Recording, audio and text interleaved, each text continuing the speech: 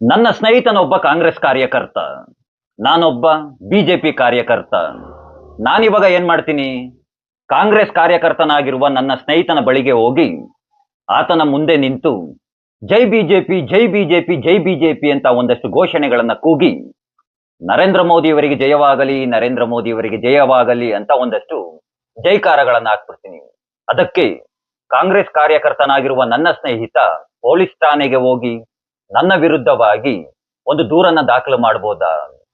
ನನ್ನ ಬಿಜೆಪಿ ಸ್ನೇಹಿತನಾಗಿರುವಂತಹ ಶ್ರೀಕಾಂತ್ ಶೆಟ್ಟಿ ನನ್ನ ಮುಂದೆ ಬಂದು ಜೈ ಬಿಜೆಪಿ ಅಂತ ಘೋಷಣೆಗಳನ್ನೆಲ್ಲ ಕೂಗ್ದ, ನರೇಂದ್ರ ಮೋದಿಗೆ ಜಯವಾಗಲಿ, ನರೇಂದ್ರ ಮೋದಿಗೆ ಜಯವಾಗಲಿ ಅಂತ ಹೇಳಿಕೆಗಳನ್ನೆಲ್ಲ ನೀಡ್ತಾ ಇದ್ದ.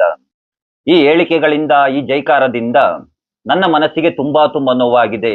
ಇದು ನನ್ನನ್ನ ತುಂಬಾ ಪ್ರಚೋದನೆಯನ್ನ ನೀಡಿತು. ಹಾಗಾಗಿ ಆತನ ವಿರುದ್ಧವಾಗಿ ನಾನು ದೂರನ್ನ ನೀಡ್ತಾ ಇದ್ದೀನಿ ಅಂತ ಹೇಳ್ಬೋದಾ?